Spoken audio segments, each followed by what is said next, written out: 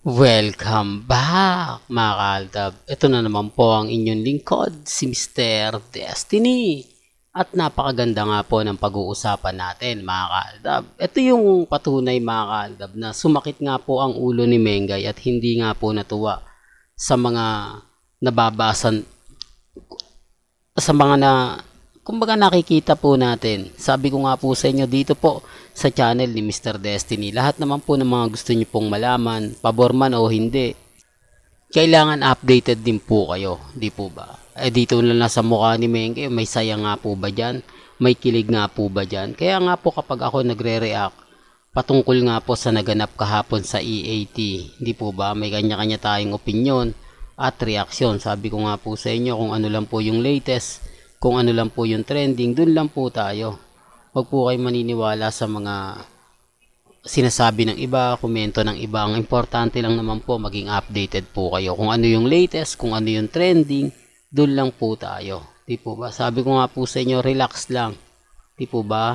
Kaya nga po ko kita nyo pagbibigay ng update, mga kaganapan, talagang hindi tayo nagpapahuli. Dito nga po sa AI, pansin nyo na kayang palitan po.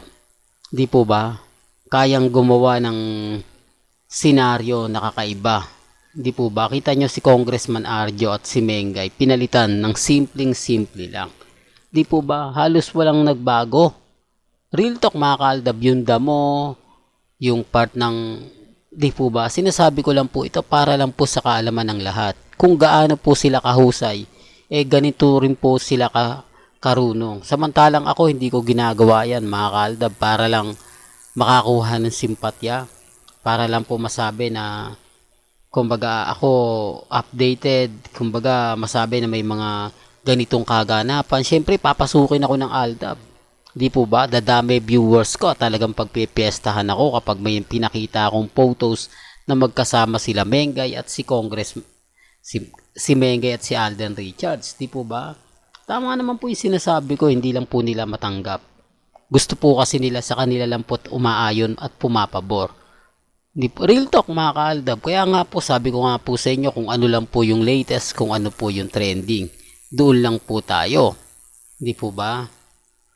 Sinasabi ko lang po ito para po sa kaalaman ng lahat. Ganito lang po kasimple mag-edit. Ganito lang po kasimple ang baguhin ng isang sitwasyon na kung saan kitang-kita nyo naman po, di po ba? Yung kamay lang ni Mengay mas maganda pa nga po itong AI kasi tamang-tama lang di po ba? Pansin mo? Tapos dito yung kamay ang haba Sa bagay mga kaaldab, wala po ako sa posisyon para ipilit yan. Wala po tayo sa posisyon para kumbinsihin at pilitin nga po yung mga taong ayaw pong maniwala. Di po ba?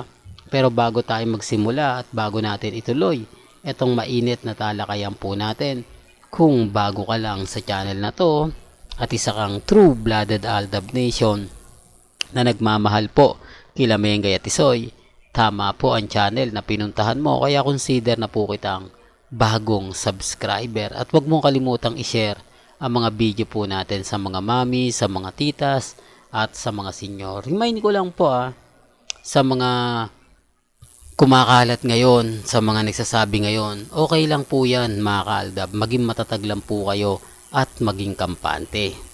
Po ba? Kaya nga po kung titignan at susuriin po ninyo, dito lang po tayo sa pinakamaganda kila Mengay at kay Alden. Ang dami kasing nagre-react, ang dami nagko-komento, wala na nga po daw Aldab, binasag na nga po raw mismo ni Mengay. Wala naman po pambabasag si Mengay. Meron nga po ba? May nakita nga po ba sila?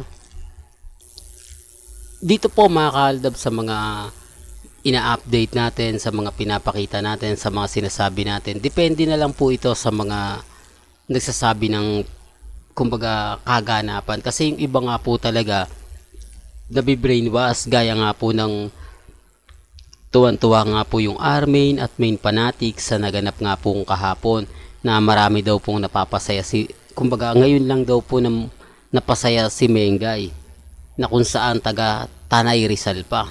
Di po ba? Ito sinasabi ko lang po, wala pong pilitan sa mga sinasabi ko. Pero kita nyo naman po rito, may masaya nga po ba sa mukha ni Mengay? May maganda nga po ba? sa mga nakikita po natin. Di naman po, di po ba wala. Bitter lang po talaga ako kapag ako nagsasabi ng ganyan, ganito ganun. Ayaw lang po nila, gusto nila puro latest lang po yung mapapakinggan, puro latest lang po yung mapapanood. Di po ba? Sabi ko nga po sa inyo, maging matatag lang po kayo, maging kampante. Hayaan nyo na lang po itong mga kumakalat ngayon, mga bali-balita ngayon. Ang importante lang naman po maging ganap lang po, di po ba, maging updated kayo. Kaya kasi nga po ako, lagi ko naman itong pinapaliwanag, lagi ko naman pong sinasabi sa mga ayaw pong maniwala, sa mga nagsasabi na fake news ako, okay lang po yun, di po ba? Kasi kita nyo naman po, ramdam nyo naman po kung ano yung pinaka latest, kung ano po yung trending. Yun lang naman po yung ginagawa natin. Imposible naman po na ako lang nakakakita nun, di po ba? Lagi ko naman po sinasabi sa inyo na wag po kayong basta-basta padadala nga po sa mga sinasabi nila. Napakasimple lang naman po yung ginagawa nila. Napakasimple lang naman po yung mga pang-i-edit nila, pero tuwan-tuwa po yung mga nakakakita, nakakapanood at nakakapansin. Samantalang yung totoo, hindi naman po talaga nila nakikita. Sabi ko nga po sa inyo, sa dami po na mga lumalabas ngayon sa social media, hindi mo na alam kung sino yung paniniwalaan po ninyo. Hindi mo na alam kung sino nga po ba talaga nagsasabi ng totoo. Di po ba? Maraming naguguluhan, maraming hindi gaanong kumbaga na-update yung mga bagay-bagay. Kaya nga po pag pumunta sila tapos nakita nila yung channel natin, lalo na po sa Facebook, aba may Aldab pa pala, aba buhay pa pala yung Aldab, di po ba? Kaya nga po yung iba nagugulat eh. Akala daw po niya wala na po raw yung Aldab, pero kung di ko pa nasasabihin nagtitrending tayo, nagbabiral tayo, wala po talaga silang alam. Hindi po talaga nila alam kasi sabi ko nga po sa inyo, nabibrainwash na po sila eh. Iba yung nababalita sa mga nakikita. Taliwas yung mga sinasabi doon sa totoong sinasabi. Bagamat marami pong mga komento, mas pabor po talaga. Siyempre, E80 yan eh. Real talk to ha. E80 Main Mendoza yan. Wala naman po dyan si Alden. Wala naman po dyan si kumbaga ang Aldab. Di po ba? Sabi nga po nila, tinanggal na ng Aldab o wala ng Aldab talaga sa E80. O, tanggap naman namin yon mga Aldab. Hindi naman po kami nagpupumilit at never naman po kami namimilit. Ang sa akin lang po mga Aldab, tinatama lang po natin yung mga bali-balita na hindi naman po talaga maganda. Masakit sa tenga, masakit kapag ka nabasa mo.